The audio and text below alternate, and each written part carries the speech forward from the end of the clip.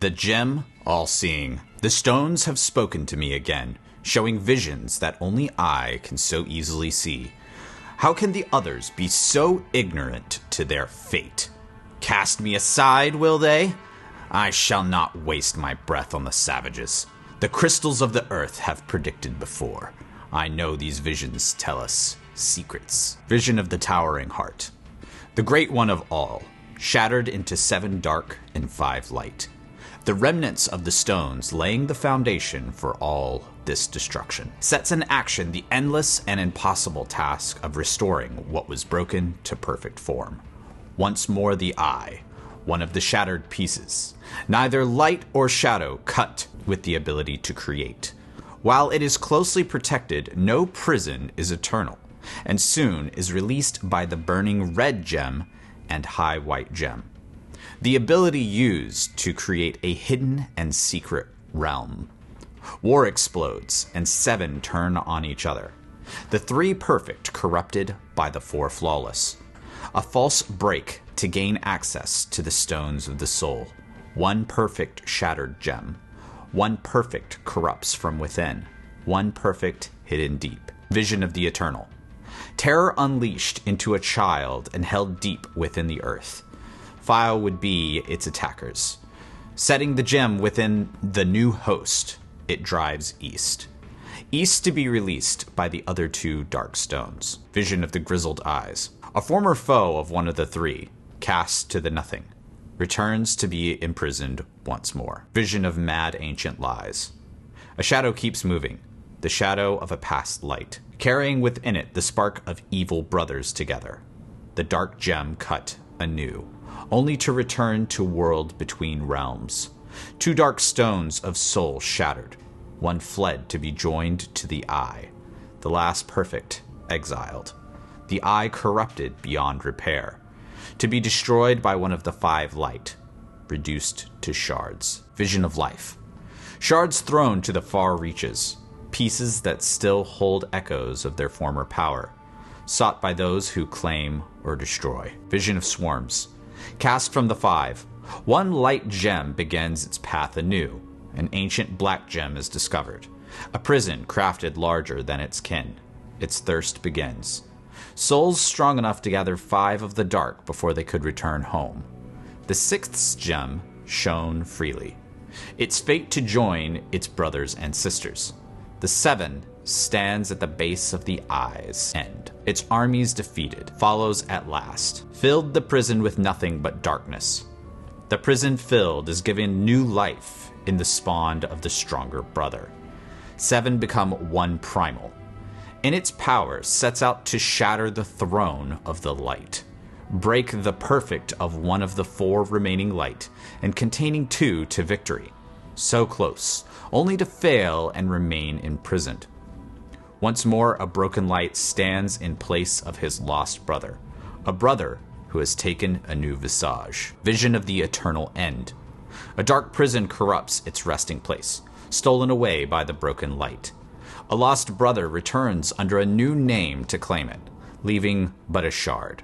A dark gem twisted to a new purpose takes strength from many to power a new master, only to be shattered by the one it serves.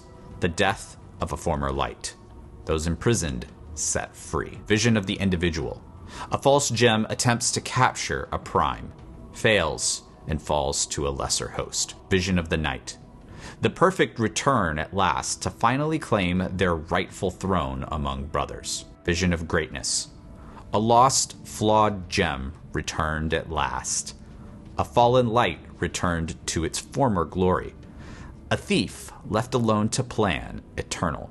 The 7 and the 5 gripped from their homes, cursed to reside in a kingdom long hidden. A lost brother, a fallen guide. Places traded, forever cursed. So, we just learned recently that the Diablo 2 Resurrected chat gem is not just a fun thing to click. At the end of patch 2.5's patch notes, Blizzard gave us a hint that resulted in solving a puzzle or augmented reality game. The Diablo community was able to decode the puzzle, and the end result is the story that you just heard. For years, when you logged into Diablo 2, you could click this chat gem in battle.net. Originally, this chat gem didn't do anything special, except very rarely, it would say perfect gem activated instead of gem activated. That is, until the launch of Diablo 2 Resurrected. The chat gem would very rarely give you a 9-digit orange number. For a very long time, that's the only hint anyone had. But what's interesting here is that this puzzle was fully in the game and solvable from as early as September 2021. When Diablo 2 Resurrected patch 2.5 rolled around, of course, the patch before Season 2 started, Blizzard included this image at the end of the patch notes, giving us some additional hints for this puzzle. The Diablo community immediately went to work and quickly discovered that this ciphertext could be solved with a standard binary cipher using the key resurrected. When you did this, the ciphertext would transform into so many gems. What do these orange numbers mean? Eventually, it was discovered that the orange numbers actually represent an Ottendorf cipher. This is a word cipher using a book as the key to decode it. The book, of course, that we needed was pictured in the hint that the patch notes gave us, the original Diablo 2 manual. So here's how this particular Ottendorf cipher works. There's a 9-digit number that represents a lookup table for the Diablo 2 manual. The first 3 digits is the number of the message in order from 001 to 666. There are 2 digits, numbers 4 and 5, and that's the page number of the Diablo 2 manual. 2-digit numbers 6 and 7 are the line number, and 2-digit numbers 8 and 9, that's the word number on the line. So for example, let's say we've got number 039370101. This corresponds to the 39th word in the message on the 37th page of the Diablo 2 manual, on the first line of that page, and the first word of that line. This resolves to the word "the." And in fact, as we were solving this cipher, 370101 came up so often that we would pretty much immediately know that it was the word "the." Once we knew how to solve the cipher, a small group of people working through Discord coordinated together to farm the orange numbers in a Google spreadsheet as fast as possible. And even though the Diablo community as a whole is very large, I'd say that there were maybe 50 or less people involved with the actual solving of this particular cipher. We tracked individual contributions in a spreadsheet as we were solving them, and some of the biggest contributors individually found over 40 numbers out of the 666. But perhaps the biggest contribution overall goes to Wolfie, who managed and maintained the entire spreadsheet alongside help from Elemist. At the end of this video, I've included a credits scroll for all the individual contributors, so make sure you check that out. I wouldn't want to leave anybody out. All right, so how do you actually farm the chat gem to get more orange numbers? Well, the best way is not just manually clicking it, but actually making a one-click left-click macro on the chat gem. Importantly, though, you need a few settings correct, or you'll never get any orange numbers at all. So first, you need to go into your game settings and change the chat gem mode to manual. Without this, you'll never get any orange numbers. Next, you need to make sure that the click rate is over 100 milliseconds. That's 100 milliseconds between clicks. We found that people who were spamming the chat gem too much wouldn't get any orange numbers at all. So with those settings, you could get an orange number about once every 5 minutes or so.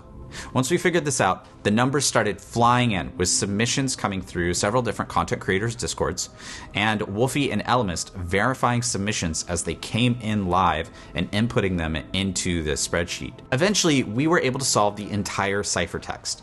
This entire process took less than 24 hours after the patch notes were released, so people worked very hard on this. I was able to interview Wolfie about the creation of the spreadsheet, and also I brought in Neinball about the lore and the meaning behind the resulting text. So, without further ado, let's jump into those interviews. How did you first hear about this augmented reality game that was kind of like embedded in the chat gem in Diablo 2? Yeah, so I tuned into Macro Bio Boy's channel, actually, and he was working away on it.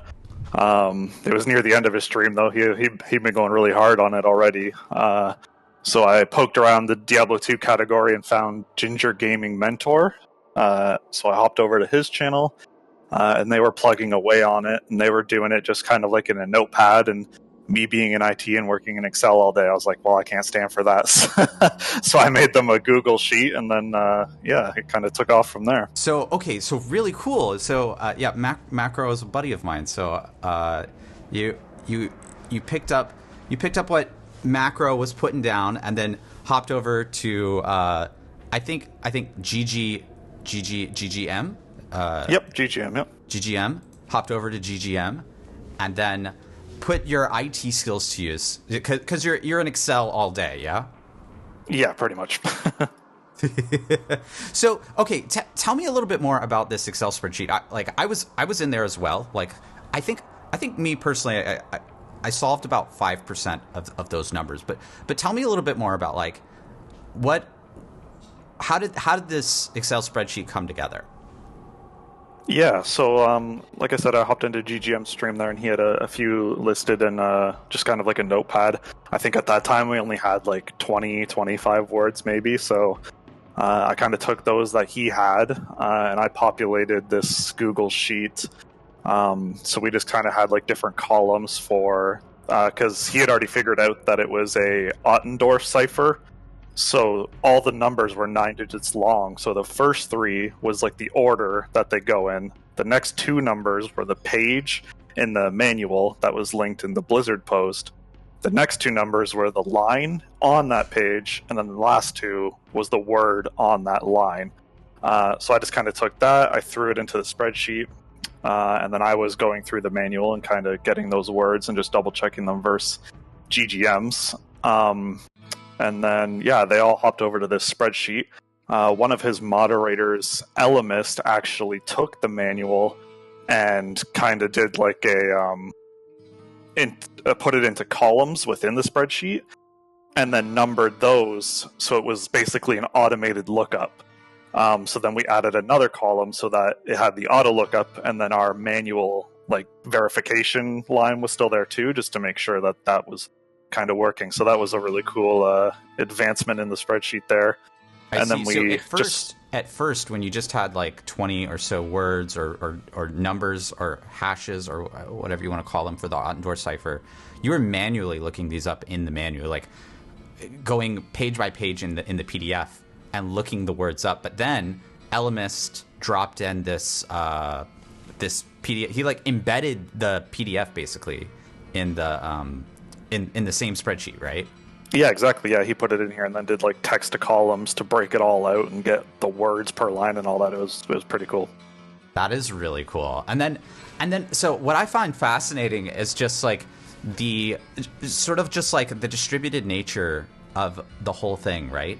Where this wasn't just like, okay, well, we're going to write like a program to like extract all the numbers and run like a bot to do it.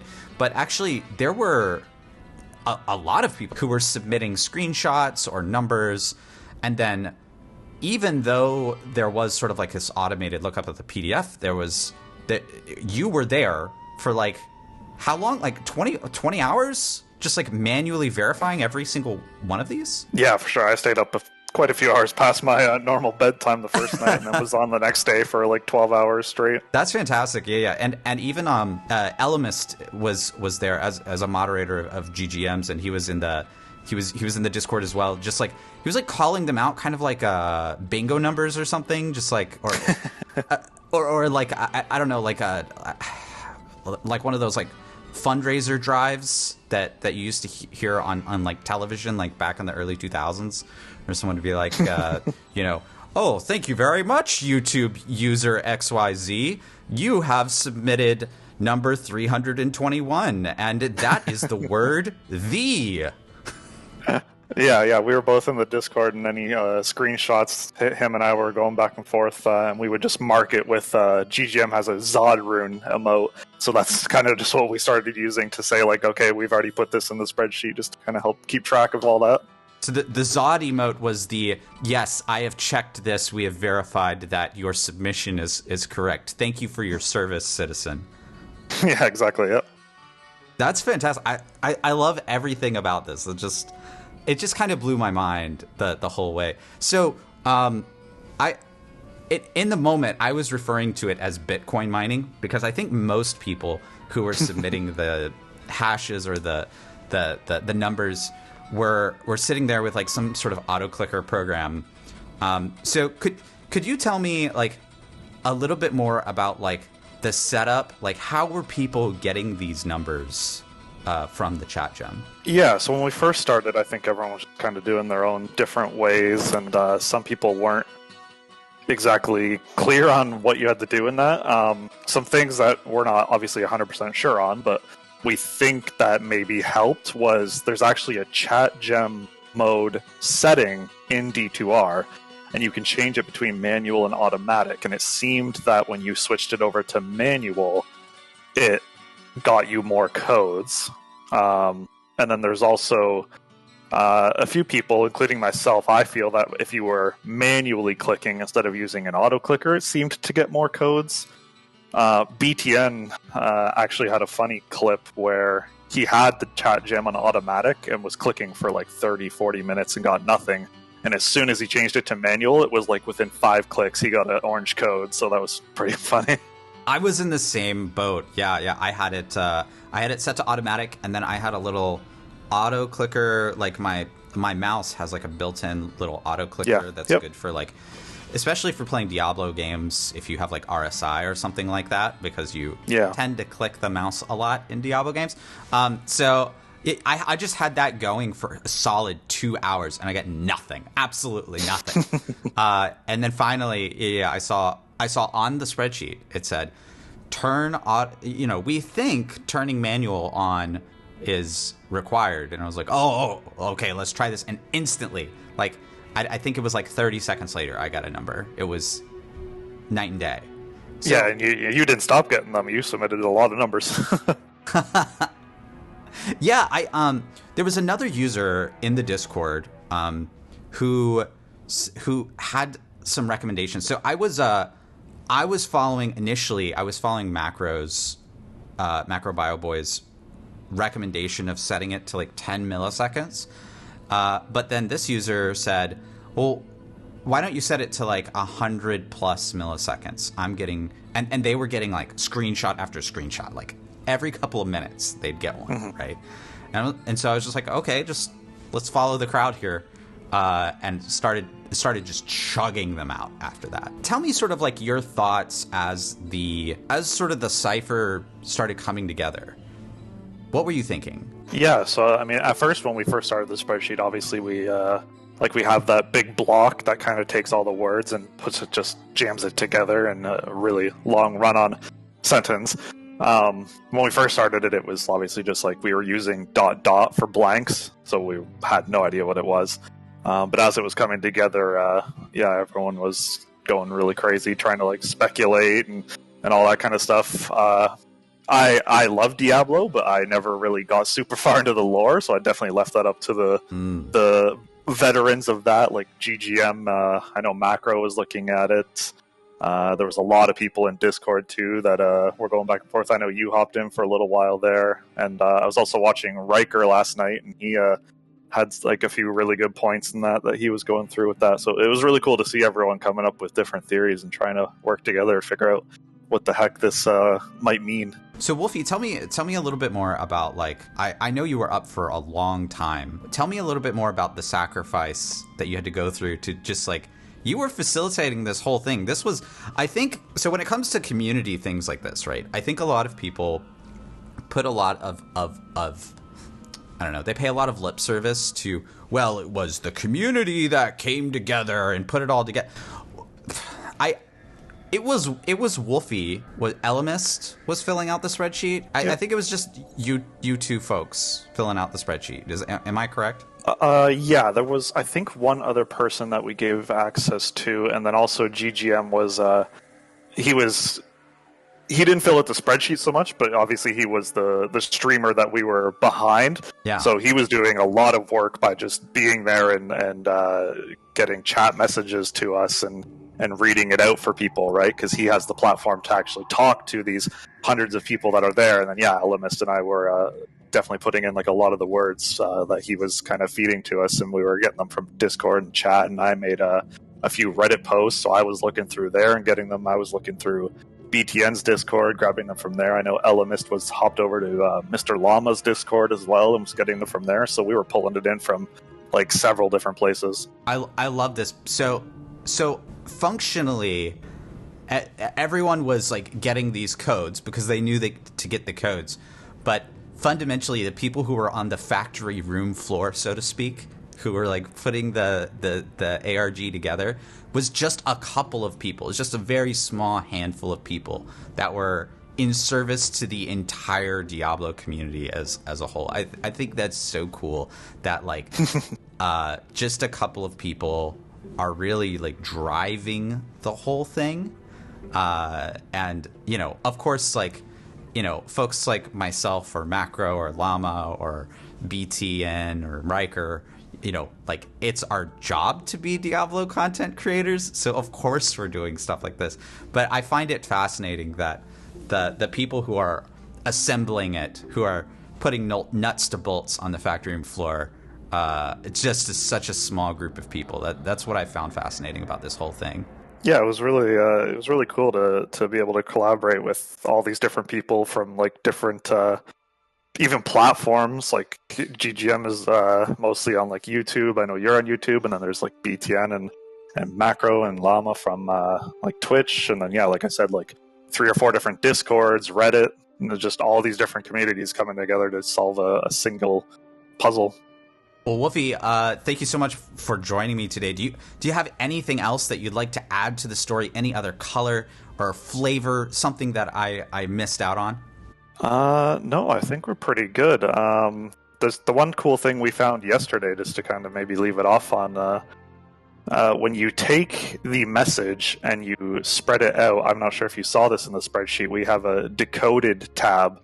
So we kind of split it up into the paragraphs that we think, and there's a few things that we think are like a header or like a different section that is vision of, and then like a few words afterwards. And if you take all of those vision of kind of headers, it actually spells out the gem all seeing.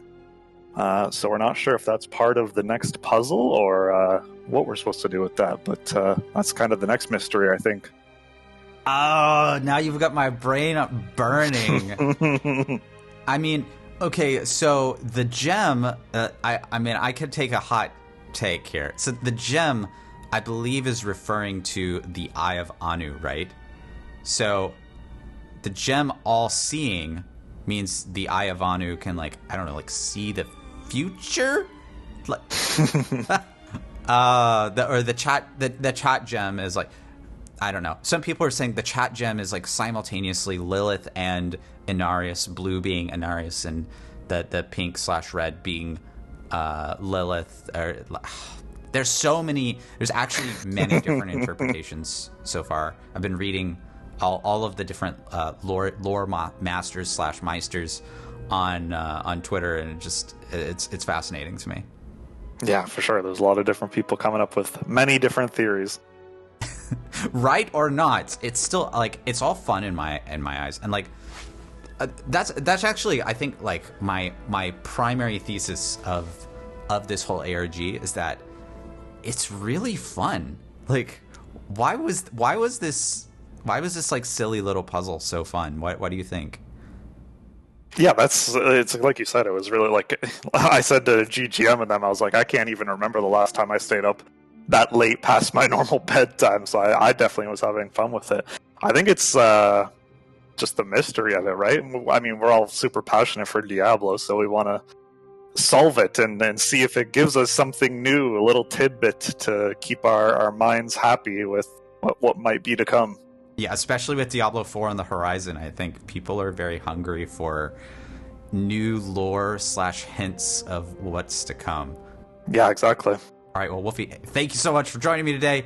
We'll see you later. Hello, everyone. Welcome back, and I'm here joined by Neinball this morning. We're taking another look at the D2R cipher, and Neinball, I think you're most well known in the community as Diablo 2 lore master, I would say.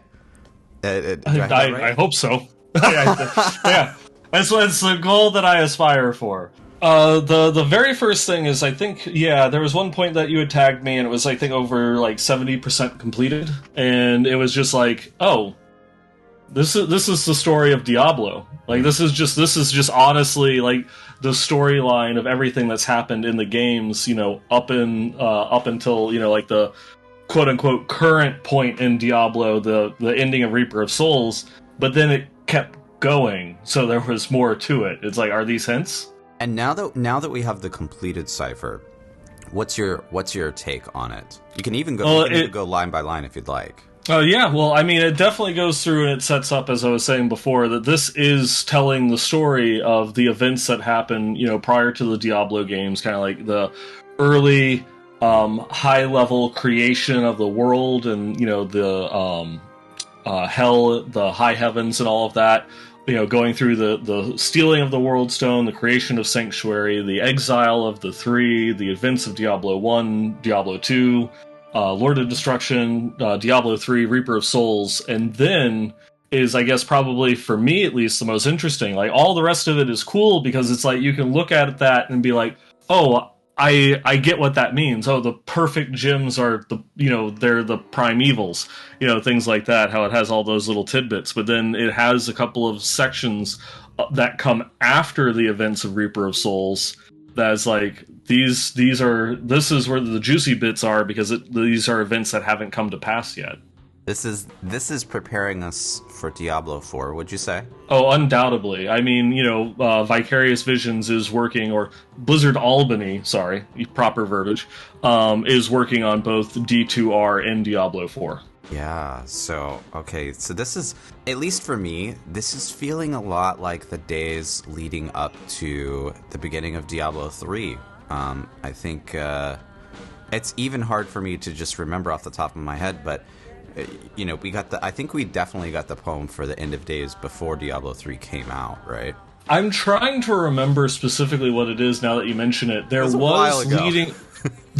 was leading up to the announcement at the Worldwide Invitational, a graphic with runes, like it was like an ice wall or like a glacial wall with a whole bunch of runes, and it began to melt away until eventually, they made the announcement and Diablo busted through.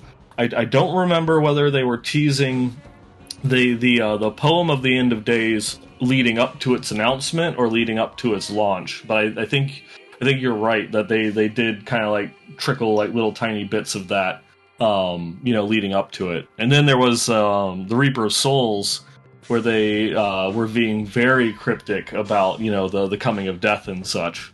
But it is something that they've done with the last couple of major launches. So tell me what does the end of the poem mean? As we found in the cipher, like each chapter has its own like segment where it has like the visions of the eternal terror and such. And so the last one that we know of the events is the vision of the eternal end, which is like that's the story of Reaper of Souls. And then there's 3 parts after that. The vision of the individual, the vision of the night, and the vision of greatness. And those 3 parts are things that, as of yet, because everything else in the prophecy is in chronological order. And so these are things that are happening after Reaper of Souls, where you have the vision of the individual, a false gem attempts to capture a prime, fails and falls to a lesser host. The vision of the night, the perfect returns at last to finally claim their rightful throne among brothers. And then a vision of greatness, a lost, flawed gem returned at last, a fallen light returned to its former glory, a thief left alone to plan eternal, the 7 and the 5 gripped from their homes, cursed to reside in a kingdom long hidden, a lost brother, a fallen guide, places traded, forever cursed. And so there's definitely a lot to unpack from some of those, where we do have at least some understanding of context with some of the things, such as the perfect return the perfect return at last to finally claim the rightful throne among brothers. Previously, the perfects were referred to as the primevals, because you had the three perfects and then the four flawless, which was the three primes and then the four lessers. And so it's something talking about how a primeval returned to at last claim the rightful throne among brothers. What you can like interpret from that one, if it does make sense, where the perfect being the prime is finally to claim their throne among brothers. Of course, the three primes were all brothers: Mephisto, Baal, and Diablo. And even though Diablo has always been like the focus of the games, with Baal getting his little shot at it, in the lore, Mephisto has always been the kind of like the de facto leader of Hell. He's the eldest. He's one of the more powerful, but he's always been the most manipulative and conniving. Has always gotten himself at the top because he's always manipulated his brothers. He's manipulated the lessers and all the other lords of Hell and such. So that way, there's always so much infighting and backstabbing and such that they've never been able to truly oppose him. And he's sat atop, ruling Hell. And importantly, correct me if I'm wrong here, but Lilith is Mephisto's daughter, and Inarius is currently imprisoned by Mephisto, or in Mephisto's domain, I should say. Yeah. Inarius at the end of the Sin War was basically given as a peace offering to Hell by the angels, the Anguirus Council, and Mephisto took him as penance, for the death of his son and the loss of his daughter, Lucian and Lilith. And so he's been, there for the last couple thousand years, being, tortured by Mephisto. Only the last couple of thousand years. Just the last few. It's not, blink of an eye. But yeah, so that one right there, especially the involvement of Lilith, the fact that Mephisto has never been like the poster child in any of the games. Diablo and Baal had their chances. It definitely, there's a lot that lines up there with this, potentially going through and referring to Mephisto, having a little bit more play in this game, with the obvious tie-in of Lilith being his daughter. Maybe Lilith has some daddy issues, so I guess we'll see. Yeah. I mean, she definitely didn't like her father. She hated him, as it were. Haha. But the vision of the individual, the false gem attempts to capture a prime, fails, and falls to a lesser host, is interesting. Because that false gem a soul stone? Is there like a false soul stone that gets, somewhere, moved in there, or is the false gem referring to like a false demon?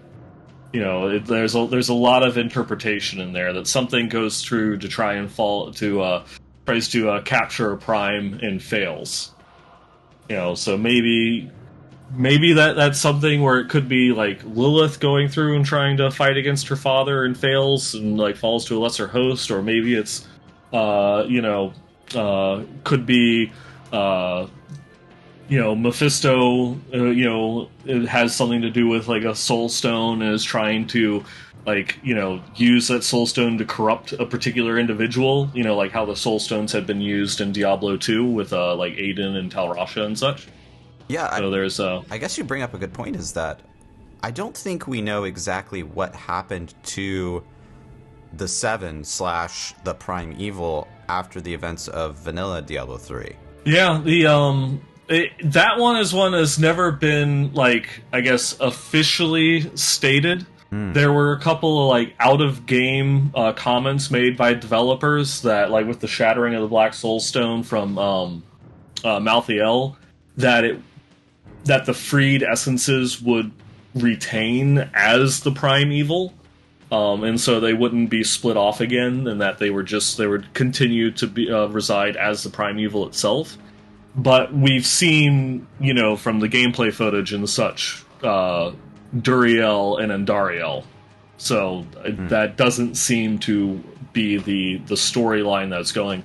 Also, the people that had made those comments, the lead writer at the time, Brian Kindergan, he's no longer with the company. He left quite a few years ago, so it's other people that are going through, taking over and writing the story. And that was never like officially stated anywhere in the game or the lore. That was just like a developer's comment about how he envisions the future of the shattering of the Black Soul Stone and such. But it definitely looks as if they're taking a different track, and the evils have been separated again. Yeah, I'm sure since that point in time that the true lore masters at Blizzard have actually sat down and plotted out all of the loose ends and said, okay, well, actually, yeah, this is how it would actually happen, with their library of books there, down at the Blizzard archive. Yeah, for sure. And with anything with development and story, it's always a forever moving, changing entity. I could talk about the hinted at original story of Diablo 3 and how much that diverged over the years. But yeah, it's always a process, always in motion. Yeah, it's true. And this whole thing has just been so fascinating to me. I personally had solved about 5% of the cipher through Bitcoin mining the gym, as it were. That's a lot of clicking right there. It was, yeah. It was about 12 hours of clicking. There were some other folks, and I interviewed them who were up for 24, 36 hours, just trying to fill that spreadsheet out and everything, getting it done as quickly as possible. It's pretty amazing how fast it all came together. But I think one of the funnest pieces for me was as the cipher was coming together, I was reading through the Book of Cain, Book of Tyrael, and Book of Adria all over again, and just really fell in love with those books all over again. They're just wonderful books and pieces of lore, and I don't know, if anything, this whole exercise, this whole ARG has taught me to tell people to go read those books, because if you liked the ARG, man, you're gonna love those books. Oh yeah, no, it's if this gets even one additional person into the greatness that is the Diablo lore, that's a win in my book. It's just I'm glad that it is awakening people's interest in the story and everything like that. I remember there was one comment that I had read that was just wait, this is just lore? Damn you! This is just lore. It's not because some of the early rumors was that it was a new Herodric cube recipe, or something to that effect. Yeah, that was like giving hints at like future updates or something along those lines. Right. Yeah. And then it just became lore. Damn. But yeah, if it's getting people interested, like such as yourself, as you just said, getting people to go back and reread those, those source books, or get started on the novels or something along those lines. That's great. It's awesome.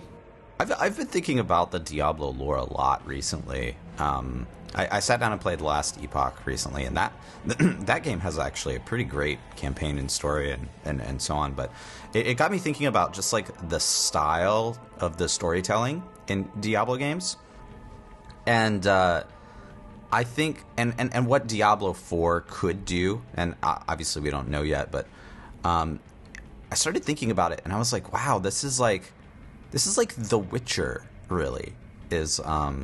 It's that kind of story, or like a Dark Souls or something like that, right? It's in that genre, so to speak.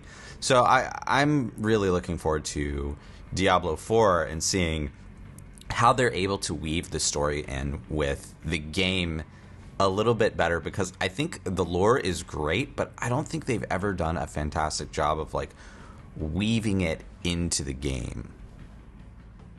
It's always been a very like opt-in portion. Mm-hmm. So many people just blast through the game, and you don't really take the time to get all of like the little lore and story bits. And of course, one of the things that people love to hate on with Diablo 3 is the fact that before adventure mode, the story was always there in your face, and there was a lot more involved in it, for better or for worse. Floating demon heads aside. Yeah. That it was just like it was too much there, as opposed to the previous ones where you could just like kind of like click through the audio and then that's it, you're good. Whereas I always loved, like when I played Diablo 2 for the first time, I talked to everybody because everyone had something different to say about like every quest or section that you were on. So it was very one of those things that you could miss so much from the game by just even if you sat there and you listened to everything that everybody had to say as you completed the quests, if you weren't also then going back and talking to all of the various NPCs, like every step of the way, there would be a lot of context and things that you would lose while going through and playing the game. Of course, Diablo 3, a lot of that is all there for you, though there are a couple of like little tiny things there. I am very interested in seeing how they're going to do that with Diablo 4 because you've got that similar kind of like tightrope that you have to walk between, putting too much, putting too much in your face and overloading you with too much story, as well as having, a great way of having like that kind of like that opt-in and lore building while there's no set dialogue path. Because it's open world, and what they've said is that you can travel around the world and take the story in the pieces as you want. There's no like traditional Act 1, Act 2, Act 3. From what they've been saying, that you can start, you can start the story outside the start of the story. You can go any direction that you want to. You can go to all the different zones and such. And so, how are they gonna fit that into like a cohesive narrative? That would be kind of like as as engaging as like the Diablo 2 or like some parts of the Diablo 3 story have been. Yeah, I think I definitely would prefer the dialogue to be skippable. Because at some point I'm gonna want to blast the game as well. But certainly I think during one of those first playthroughs I'll pay attention to what the NPCs have to say and learn a little bit more about this like incredible world that they have in store for us. Yeah, and just it's like, am I gonna be overloaded where I have to travel to like 7, 8, 10 different towns to get everybody's take on this latest story development, or what they're gonna do in order to build that up? Tell me about the Vision of Greatness. What's your take on that? So this one, there's definitely a lot going on because there's a lost flawed gem returned at last, which could kind of be maybe like one of the soul stones, or another interpretation would be the perfect gems are the primes, the flawless gems are the lessers. A flawed gem could refer to Lilith because, even though that she is incredibly powerful, she still stands below the 7 greater evils. And so that's just like the one step below, could be that one, especially given the fact that she's been locked away in the abyss. And then a fallen light returned to its former glory could potentially be Inarius, because I've said this for ages, you can't have a story about Lilith without involving Inarius in some aspect. And so whether it's like us going to like save him, from hell or what have you, I'm pretty sure that Inarius is going to have some involvement in the story. But then like a thief left alone to plan eternal, like, that one is a little bit harder to interpret. It could be, it could still be, Lilith or Inarius, because they originally had stolen the World Stone. And then also the 7 and the 5, which referred to previously as the 7 greater evils, and then the 5 archangels, gripped from their homes, cursed to reside in a kingdom long hidden. Which is, are they being pulled into Sanctuary? Oh yeah, because Sanctuary is the hidden kingdom. That piece is definitely the most interesting to me, because that's obvious to me, at least, right? Like, it's like, I think what we got out of Diablo 3 is that heaven has been this destroyed, like for all intents and purposes. Although it might have regenerated from, part of the kind of like the story hook that they've given us so far is that the gates to heaven have been closed, because even now in the events of Diablo 4, they're still rebuilding. Yeah, so I think this is a really cool evolution of the genre, is that now instead of having all of these different places, there's one place. It's Sanctuary. Hell is now on Earth or on Sanctuary, right? Like, everything is, it's just here now. And that's, I mean, outside of the lore-wise, that actually also just makes sense from a, like, open world kind of, like, RPG perspective, right? You don't want to have to, like, hit a portal in a load screen every time you go to hell or to heaven or what have you, right? You want this, like, seamless experience where you're riding your horse across, you know, the, Kyrgyzstan, and you all of a sudden are in a part of the world that is just dominated by demons and hell spawn and all sorts of other things. So I think this part of the ARG makes a lot of sense, both from the perspective of the, you know, the lore and also just the game, like how it's supposed to be laid out. Yeah, that would actually be really cool if things are, like, starting to somehow, like, merge together, or, you know, we already had the scar of Mount Ariat, you know, was being kind of, like, deformed into a place of hell, and we've gotten the preview of those, you know, those areas of hatred which have been tainted by Mephisto. So yeah, there's a lot there as to what that could mean. Any final words on the ARG before we head out, Nine? No, I think that's pretty much it. It's going to be very interesting that once we actually get our hands on Diablo 4, that we can look back and be like, oh, that's what that meant. You know, that's just. You're like face palming a little bit. Yeah, like yeah. You're like, oh, of course, it was the NPC we haven't met yet. So yeah, we should have known that. Like, duh. Exactly right. Yeah. Oh, that makes so much sense. You know, it's like once we have the context. Well, I'm looking forward to it, Neinball. I'm looking forward to playing with you as well. This is a special time, not just for the Diablo community, but just for ARPGs in general. I think the end of this year and all of 2023 is just going to be just this bright spot. When people look back in the history of ARPGs, I think 2023 is going to be this extremely bright place for the whole community. So I think the excitement and the tension is building in all of the ARPG communities, not just Diablo. Oh yeah, for sure. There's so many other big titles that are on the horizon. All right, I hope you enjoyed the interviews. Anyway, that's it for this one. What's your interpretation of the Chat Gem cipher? What do you think it means for Diablo 4? There's definitely some interesting things towards the end there. Let me know down in the comments. Peace!